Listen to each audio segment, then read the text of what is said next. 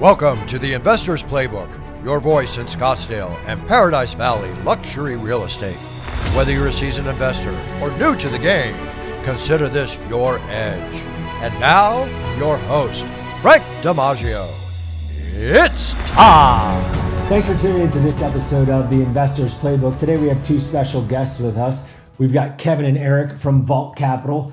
Kevin is the founder and CEO. Eric is the vice president.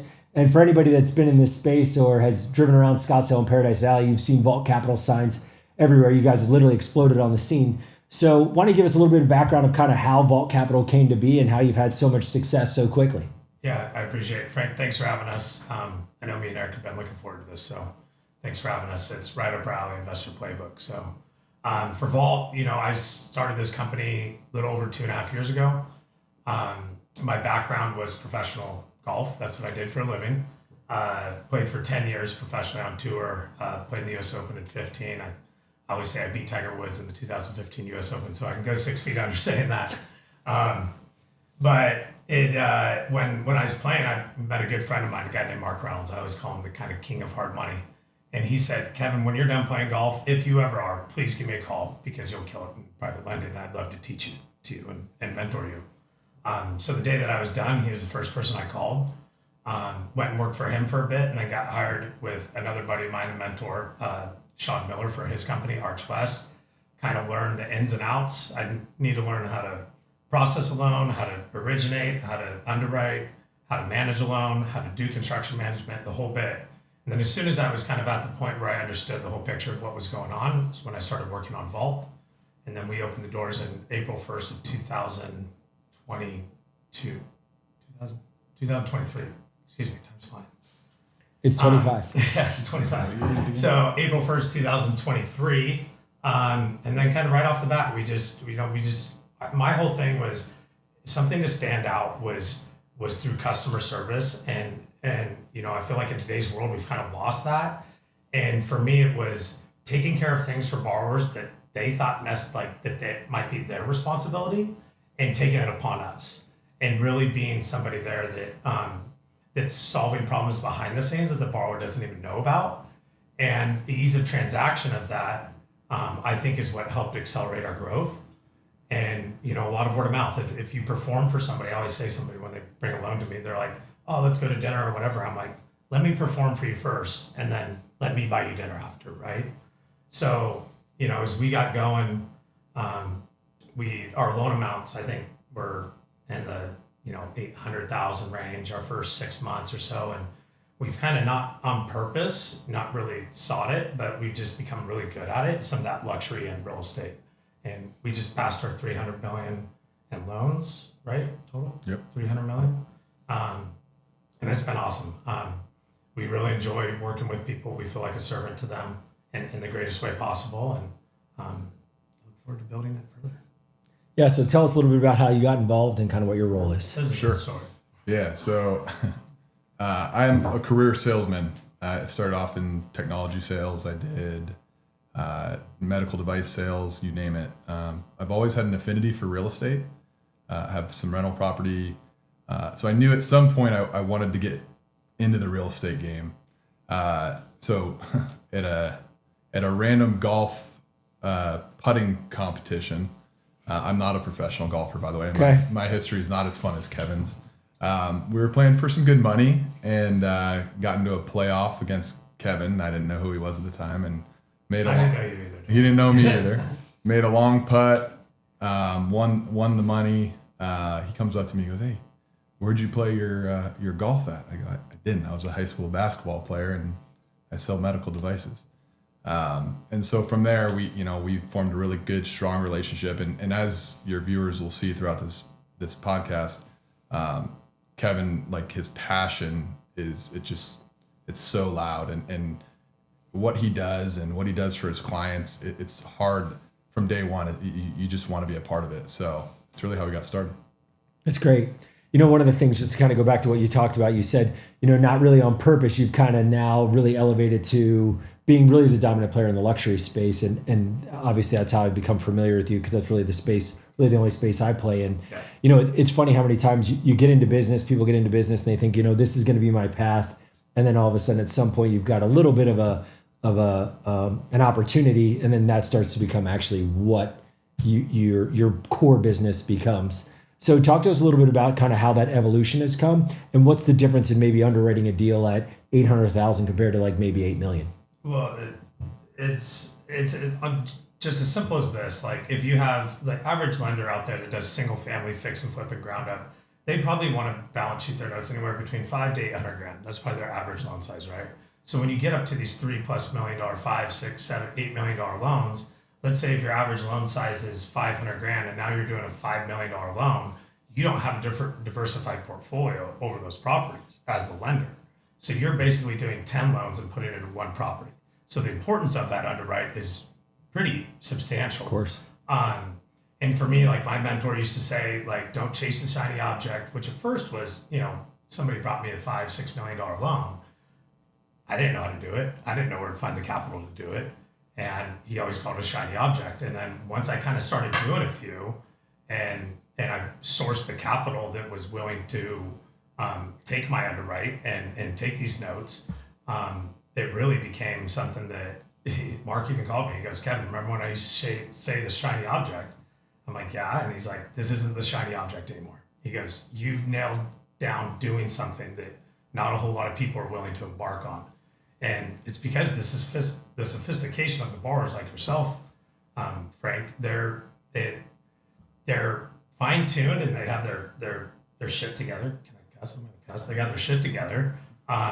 They know what they want. They're sophisticated. They're smart. It's a tougher client to deal with, but also an easier client in the sense that as long as you understand what they're looking for and you can perform and you tell them and you don't overpromise and underdeliver, you can grab that client forever. And that's kind of something with, like, we had one of our sales guys that I always say he didn't even know mortgage had a T in it, like, before he came and worked for us, and very quickly gave him PhD in private lending. And one of the first loans he did was $9.5 million. And that was our biggest loan to date at the time.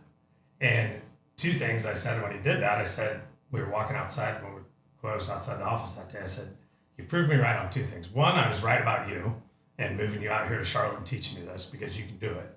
And two, that our systems and processes and our abilities at Vault have allowed somebody to come in and be able to successfully close a $9.5 million loan. Yeah. And it was a good one. And I think to add to that, when I came in about 2 years ago, Kevin had echoed that same sentiment. Don't chase a shiny object. Start, just go, get going, learn how to do the business and everything. Me being a career salesman, and it speaks to our team. Our team is so ambitious and so driven and confident in what we do. If we're presented an opportunity like that, we're gonna figure out a way to do it. And just like you mentioned, Matt did. I had a couple of big ones early on as well. And Kevin kind of sat down with us. He's like, all right, well, if we're gonna do this, let's do this. And here we are. Yeah, I think one of the things, for a guy like me who's in this space and who will borrow from private money and banks and JV with wealthy individuals and all the different ways of kind of putting these deals together.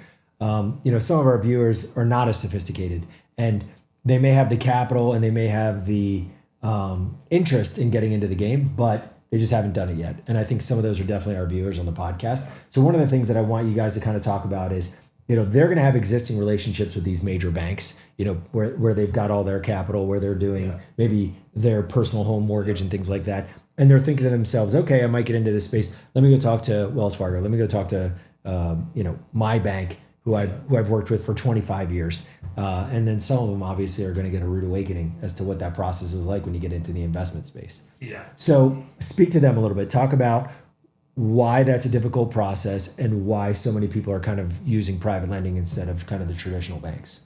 I think private lending today has never been more relevant. I think in the last 3 years, I've even seen it since I've been in the space. It used to be, you'd have to talk to 6 people between the time you found somebody that's heard of private lending and what that means. And now I feel like it's a degree of separation away from each person. So for somebody that's just getting into it, the biggest thing is experience.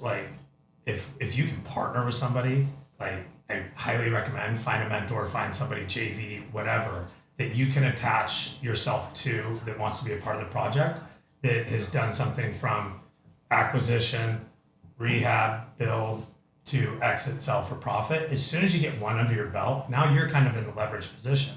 Now you can kind of go source your capital for the next deal and be able to find, the best terms and whatever you may need.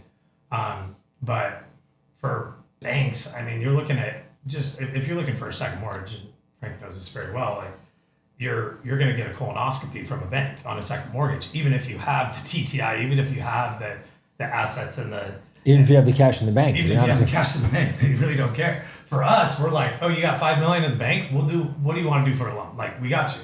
That's one of our biggest things is like the experience, credit score, which our only ability to understand if somebody's, faithful to their debts is through their credit score. Of course. It's the only way we know.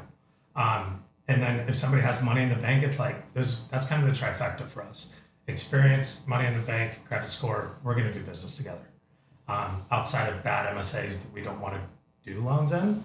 But I think, Eric can touch on this. A lot of times we like to advise with our clients as they go through the process. I know our clients like you, we don't have to worry about the underwrite on the project profitability itself as much because, you're going to, you're not going to get into a deal that you're not going to make money, Frank. Sure. Frank likes to make money. Yeah. But other people, it maybe helps them, especially beginners, like present us with opportunities that you're looking at or whatever, and we can help you kind of go through the underwrite and how we look at it on our side, because we're not going to lend over to 75% of our loan to the after rehab value. So if we're lending to you at 80, 85% and we're getting capped at that 75%, that means your profit margins are slim, which is going to, unless you have a perfect scenario, you're going to, or a perfect market that's trending in the right direction when you go to sell, your profit margins might get hit. And, I always say the best borrower in the world is somebody that makes their payments on time or loses money and pays their debt. Right. Not the borrower who makes the most money. It's the one who always pays their debt accordingly because we're not in the business to take it over. So partnering with somebody, finding a mentor that can do it with you, I think is one of the biggest things for beginners. Yeah, and I think to add, you'd be surprised how many times we're presented with an opportunity with a newer borrower, right? That you start gathering some information, you start getting the numbers, and you start doing the math, and hey, what you're telling me is you're going to make about $15,000 on this deal, right? Yeah. And they're like, yeah, and before closing costs. Yeah, and so we have no problem. We love doing it, especially with our newer borrowers. Is being honest with them, being a consultant, and saying, "Listen, this isn't a good project. We believe in you. We believe in your growth and what you're trying to do, but probably not this one, right? Let's look at another one. Let's look at your next opportunity, and we'll do the same thing. And from there, again, we're going to talk about this a lot, I'm sure, but we want to build relationships with our clients, strong relationships. And when you can be honest and direct and, have tough conversations with them, that's one way to do that. So. Yeah. One of the biggest, I think, misinformation that's out there, especially for people kind of early on in the business, is they think that they have to have a tremendous amount of capital to be able to get into this. They're always saying, I see what you're doing. You're making great money. I want to get into it, but I don't have hundreds and hundreds of thousands of dollars. I don't have millions of dollars. I can't get into this space. I'm going to have to save up for 10 years. And what I try to always explain to those individuals is it's not about finding money. The money's there. It's about finding the deal, and obviously being a great operator and getting experience as an operator, but it's really about finding the deal. Find a good deal. If you find a good deal and you buy it right, there's always going to be money. And it's probably not going to take quite as much as they think. To kind of get the deal done and move forward with the project. So if you've got people out there like that who are thinking, look, I'm trying to get into this space, but I don't have, as much money as I need, talk a little bit about really how, if they have the right deal, how you've seen deals come together. Well, if you find a deal like that, then you can go leverage and find people that want to be a part of the deal, right? So, say somebody finds a lot here that's it's got 25% equity on the purchase. You're going to say, hey, how can I get in? I'm in. So that gives you, and I think being patient with that, because those deals are out there to find. And I always say like everybody, all your profits are really made on the acquisitions, especially for fix and flip beginner or beginner, just introduction ground up. Because if you say everybody's doing like same parallel work, what's expected for that area, the highest and best use of that house, like really your profits are made on the front. So the ability to go out there and work like a dog and be patient enough that you go and find that property that has equity on the front, you're going to inevitably fall into a position where either you're going to get the loan from us and we're going to be more aggressive with it, or you're going to find other people that want to JV in with you on the deal and be successful and make some of those profits that you found. Yeah, really, I think what some individuals don't understand is, they've got to bring a certain amount of money to the table, and then obviously you're the debt. That certain amount of money that they have to bring to the table, even if they don't have it, even if they have none, if the deal's good enough, there's always a guy like me or other people who are interested in bringing that money to the table and getting their piece of the action if the deal's good enough. 100%. And I think that's kind of a misnomer, even with my own friends, like people I've known for 30 years who really aren't in the business but want to get into the business. That's been one of the questions that they ask me, which I can't believe people just really don't understand, is they think it's about having money to make money. That's one of the most common things I hear. And I try to explain to them it's not that, it's the work ethic of finding the deal and finding the right deal over and above. Work ethic of finding the deal. Yeah. I think that's that's where a person that doesn't have the experience and they don't have the money, where do you add in your value? Because nobody's just gonna, I'm gonna jump onto this with you just, to help you out. Somebody's got to, you've got to add value to the opportunity as well. And I think that's where anybody can go out there and you can door knock and go ask somebody if they want to sell their home. Yeah. Go look and see what the value you think it is, and then ask them. Try to get it for less. Yep. Frank's good at it. So, in this space, what I think is so unique, we've had quite a bit of private lenders on the podcast. And the reason I think that is, a lot of people who don't understand this space don't realize how many deals you guys see. You're seeing more deals than even I'm seeing. You've got so many individuals from so many different markets who are coming to you looking for money. Yeah. And I think that just gives you so much more information than really everybody else has. So with that, what are some of the biggest mistakes you've seen people make? Like, what are some of the mistakes that as you've seen them go through the process, either early on or when they've actually, undertaken the deal, that people are making that maybe watching this, they could say, you know what, I'm not going to make that same mistake? I mean, for me, I'll let Eric say his too. For me, I think a lot of people don't understand the debt service of a loan and what that, speed is everything. So once you get that debt, and you're paying that debt right as soon as the day we fund into escrow. And if you kind of lollygag through, then all of a sudden you're like, okay, there's 40 grand in debt that I haven't done anything. I haven't value out of this property. I haven't moved myself further to the profitable side. It catches up, and then the loan matures. These are short-term bridge loans. So once you get into a position where you got a project that's not finished, your note's maturing, now the lender's in kind of the control position, and your really hands are tied through, and then it's just going to get more and more expensive. So speed and efficiency, I think, is crucial. Being able to make quick decisions, good ones. Yeah, I was going to say the same thing. It's just really accepting what the project's going to look like and how long it's going to take. If you think your build's going to take 11 months, maybe we don't do a 12-month note. Maybe we do an 18-month note, right? Well, it's going to take 11 months. That's 30 days to sell. Right. Yeah. You're going to get it in contract and close escrow in 30 days. Yeah. Right. So being realistic with the timeline, being realistic with your budget, and all of those things together. I mean, that's probably where we see the most mistakes. To what he said, realistic with the budget, I think it's huge. It's okay. I'm telling you this as the lender side, pad your budget a little bit. Truly, because you're going to, more often than not, as Frank, you're going to fall into times where you're like, oh, I wasn't expecting that.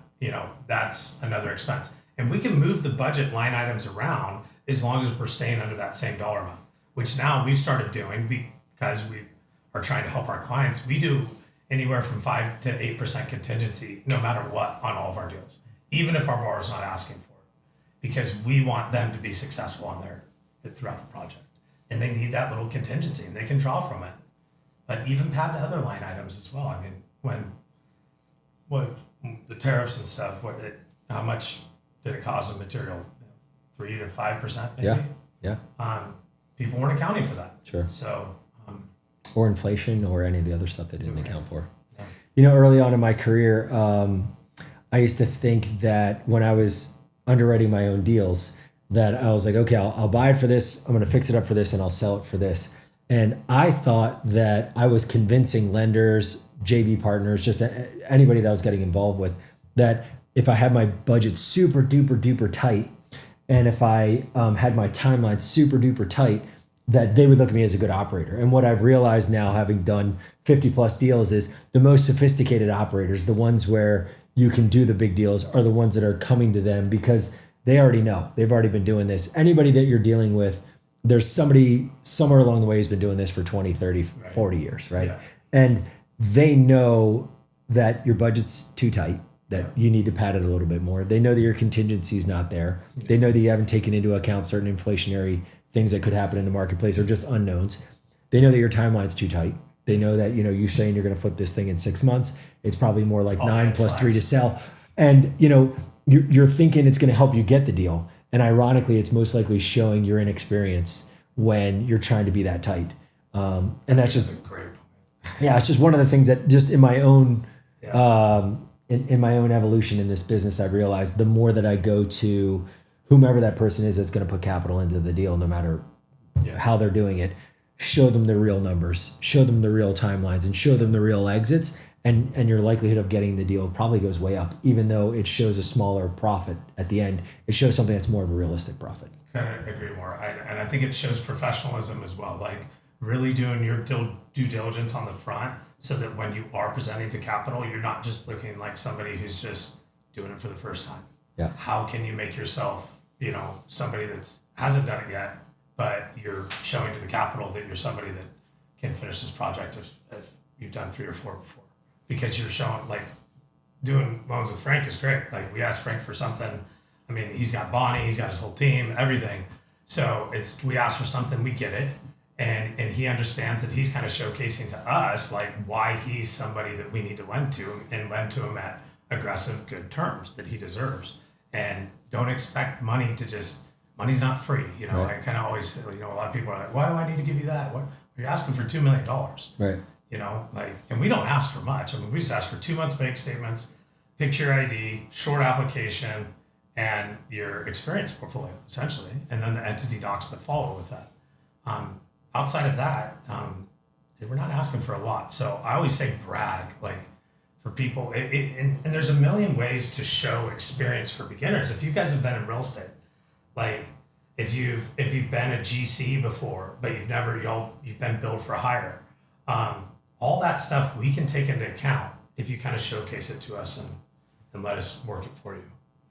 Yeah. So, what I've seen in the market, and probably what you've seen, is over the past couple of years, buying dirt and building houses, or even the fix and flip, probably even more buying dirt and building houses in Paradise Valley and Scottsdale, has been just on fire, right? It's been incredible.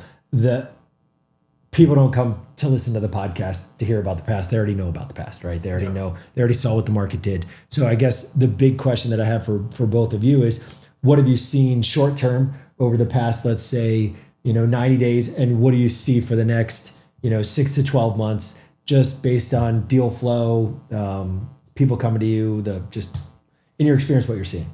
Yeah. What do you think? How do you feel with our markets? I love this question. We get asked this a lot. I think it's been fine. I mean, maybe stabilized a little bit, but we're still getting a lot of deal flow, a lot of good opportunities out there. In terms of the long term, I'm an Arizona native, so I'm maybe a little biased here, but I think this is the best market in the country. Not only, yes, housing prices have skyrocketed, right? They've gone crazy, but relative to other high value areas across the country, it's pretty low cost of living here, right? Whether you're talking about property taxes or utilities. I paid my loan 2.5% in Arizona. Right, right. Quite nice. Your Arizona taxes, state taxes, whatever it is, the cost of living here is relatively cheap. And you combine that with people are realizing how great of a place it is to live. Like if you want to go up to the snow, you drive 2 hours to Flagstaff. You want to go to Frank's place. You want to go to the California beaches, 5.5. You want to go to Vegas, 4.5. Mexico, like everything's close here, and it's become a really sexy place to live, and not only for retirees but also for young families, and it's just a great place. And I think there's still, believe it or not, like I think there's a lot of room to grow here, and so. I think we've had the fifth largest migration of millionaires in the world into Scottsdale and Paradise Valley in the last 5 years. We've had, I think we're number 3 in the country for migration of millionaires. Everything I've had to present to boards in New York to get them to look at this market not as something that it used to be or when 2008 happened or whatever, because they're not in this backyard and we're here every day seeing the deals, seeing the flow. What is the average home selling in PV right now? 85253. It's like 5.5. Yep, mid 5.5, and it's like, and that number too is a little skewed because you got to look at there's been so many teardowns and rebuilds, right? So it's like, what are the real numbers there? But you just got to look at, a lot of people want to say price per square foot. You're not big on price per square foot, or I look at price per square foot, but I take it with a grain of salt because I think it depends on what part of town you're in, what your view is. There's parts of the lot with how it's sloped. I mean, there's so many different individualities of one part of town and one type of lot as opposed to another that I think approaching $2,000 a foot is pretty unique. I mean, I think that's really exciting. I remember when I first started doing loans here, it was like the first one that went for $1,000 a foot. Yeah. Like in Arcadia and stuff, and I'm like, that's crazy. That seems like offer. Now we're pushing $2,000 a foot. Yeah. So like the loan that we just did here, you're looking at, you're not going to build a 3,800 square foot house there. Right.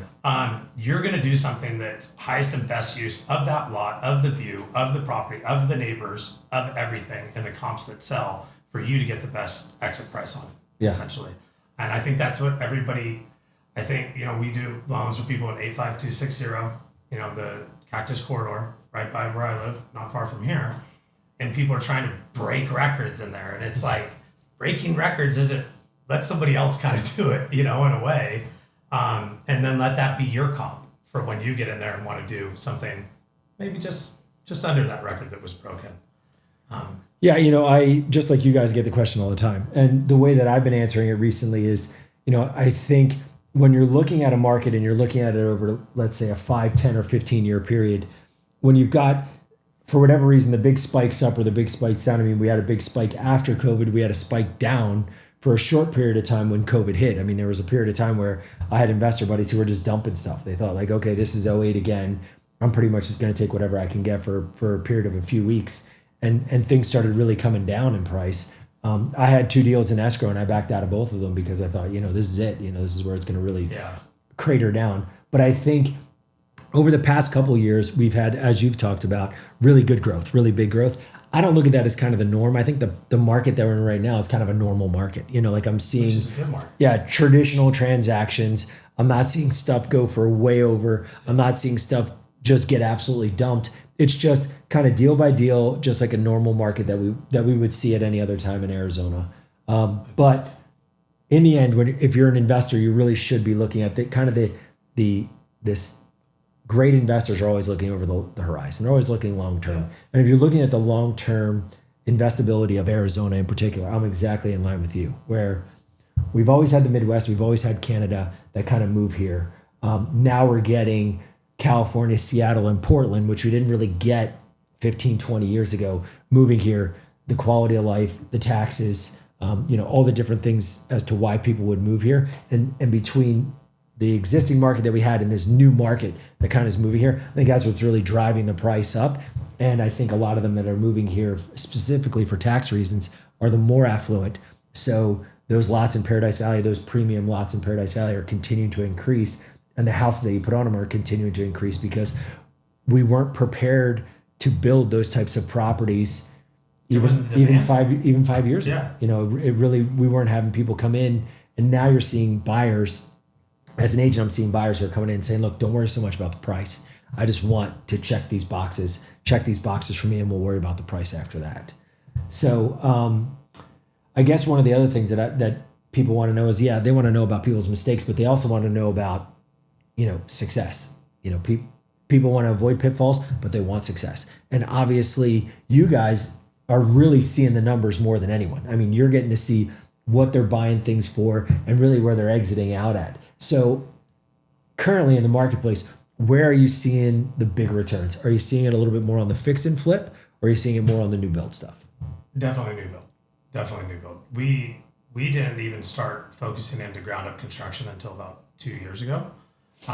And it was pretty much just all fix and flip. But the fix and flip game has become so competitive, especially here, that you've got, umpteen amount of wholesalers, and then you have a ridiculous amount of people that, watch HGTV and want to get in and want to, make an offer on a property, and then it becomes a bidding war, and then all of a sudden all the margins are gone. Yeah. And that's what you're having here. I mean, we're in the 5th largest metropolitan city in the United States. I don't think a lot of people understand how big the greater Phoenix area is and the population that we have, which creates an intense amount of competition.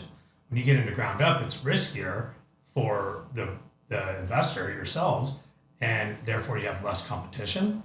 But we have seen an increase in competition without a doubt in the last couple of years here, right? And Oh yeah. I think on the fix and flip side, you'll hear a lot of people who say, you make your money on the buy. And what's happening is, specifically in the better parts of Scottsdale and Paradise Valley, is if you have a great asset, if you have something that is not a tear down, but it's a decent house that can be fixed up a little bit.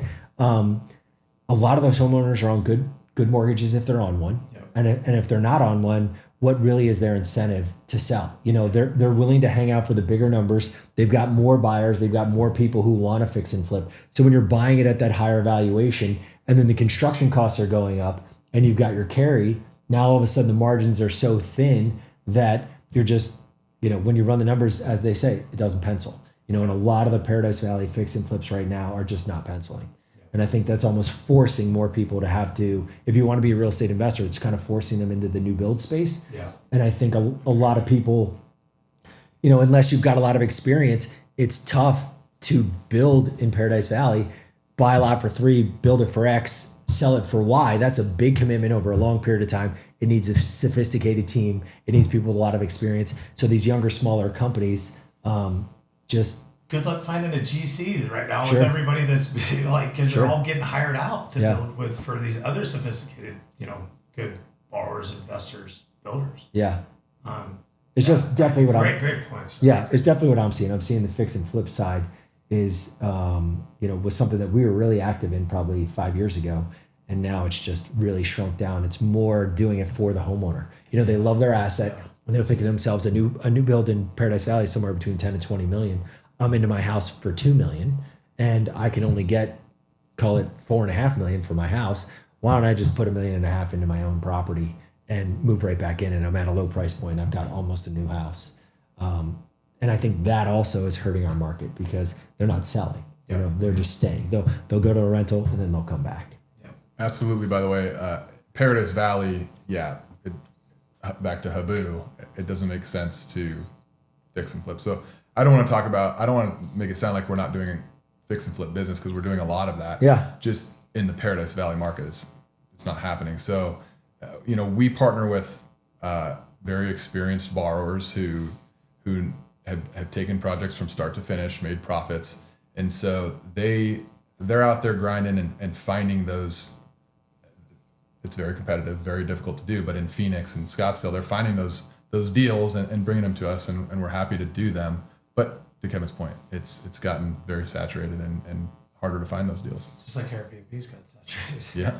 Yeah. Learn that lesson. Yeah, I think that's going to be its own podcast all on its own. It's kind of the evolution of the Airbnb business and kind of what's happened to that over the past probably 2 to 5 years. If you're not in that business or you haven't seen it, I think it's kind of shocking, especially in this market here, as to what's happened there. I mean, you probably had people from 50 different states, 49 other different states that were told, if you buy an Airbnb in Scottsdale, it's going to be profitable. Yeah. And so people are, signing contracts from Hawaii. Yeah. So knowing nothing about the market. Nothing. Yeah. Don't even know how to decorate a home. Yeah. So kind of to wrap this up, I think one of the things that we're going to get some of the viewers who are going to ask themselves, they're going to say, okay, whether they're an existing player in the market or they're a new player in the market, they're going to hear not only just from this own podcast, but from their own network or just from searching on the internet. There's multiple private lenders out there who they can potentially get a loan from. Some people are going to look exclusively at the rates and say, okay, what's the lowest rate I can possibly get? Some people are going to match rates. So I guess the question I have for you is, why would somebody go with Vault Capital? What would be the differentiator between them and some of the other players in the market right now? We, first and foremost, I mean, our thing is kind of what I talked about in the beginning. We want to solve problems behind the scene for you. I always think the most valuable person for a company or partner or somebody you work with is somebody that you can take an issue to, something that they may not even know the answer, but you can rely on them to go figure it out. They're going to solve that problem. And that's for us what we like to do. We like to solve problems before they even happen. I think the smartest people in the world are, the ones that can have a problem being able to solve it. The most genius people are those who solve problems before they even happen. So for us, we're very competitive with our rates. We're very competitive with our terms, and realistically, without losing our leverage. But really, our price of capital is there because of the things that we do behind the scenes and the ability to repeat business with us, knowing that the money's always going to be there. We're going to let you know if our underwriting guidelines change ahead of time. And I mean, most of the deals that we do, if we're quoting rates at 10.75 and we get you bought in, by the time we get to the finish line, we could take spread on our deals, right, and make more money. We'll come down at the, when we go to get loan docs out and say, hey, we got you 10.25%, and we don't want people to shop. I mean, that's the truth. Like, your time is worth money. So let us be the lender that you're kind of coming to if the type of loan that you're looking for is down our buy box, and don't shop again. It's our job to make sure that you don't. Yeah, I think Kevin mentioned earlier customer service, and it's a word that's been lost. I mean, everybody says it, right? But we're truly servants to our clients. We're willing to do more than the next guy is, and what that means is it's not just answering the call when your borrowers are reaching out to you. It's anticipating their needs. It's solving problems before they become problems. It's insurance. We take care of insurance, title. We have great title relationships. I mean, there's so many things that happen in deals. Exactly. And so and Kevin also mentioned doing things that maybe the borrowers think are their responsibility, but if we can do them, why aren't we doing them, right? And so in real estate, there's a common theme of not everybody obviously, but there's a lot of transactional business that happens, and it's just kind of like go get that deal, right? You see the car salesman influencers online that are tricking people into doing business with them, right? And that's not how we work. And really, Kevin's done such a great job of building. It's simply put, what we do is we serve our clients at a higher level than they were expecting, right? And from that's naturally going to build relationships, and then you start getting referrals and you start growing, and that's really what we've done. So it's funny. I was talking with Nico this weekend, and he's like, "Why are you doing those rates at 10.5? You don't have to do that. You can do them at 10.99 or even 11.5. They're going to still go with you." And I'm like, we don't want to change we could do rates insanely low if we really wanted to, but we don't want to change really what the market is asking for. And because if we do that, then you're bound to that. I mean, when I first got into private lending, we were doing notes at 6.5, 6.75, interest on short-term bridge. Yep. That's crazy. Yep. And it took a while for people to be accustomed to 10%, but you also had mortgages at 2.5 at the time. So. Yeah. Whatever the existing mortgage rate is always going to affect what the private rates are for sure. Yeah, it not as much. And I feel like it's kind of always on the trail end, but it's realistic. It's what can we charge, and what, if you can go somewhere else and find better rate and terms, go for it. Yeah. If you're, if the things that you're looking for aren't, ease of mind, not having to worry about the other stuff behind the scenes, then go do it. That a lot of people are like that. Yeah, I think you guys are really competitive on rates for sure. I mean, obviously, I'm just getting phone calls from so many different people where I don't even have to reach out. They're just reaching out to me and they're saying, "Hey, look, this is what we can do." And I can say that you guys are definitely very competitive in the marketplace across the whole country. I'm getting calls from New York, California, all different private lenders. But Kevin and Eric, thanks for coming on. Really appreciate it. Thanks for tuning in to this episode of the Investors Playbook. If you have any questions for us or for the Vault guys, please DM or email us. You can stream us on all the major platforms. Follow us on Instagram or TikTok. And thanks again, guys, for coming on. And we'll see you next Tuesday. Thank you. Thanks, Frank.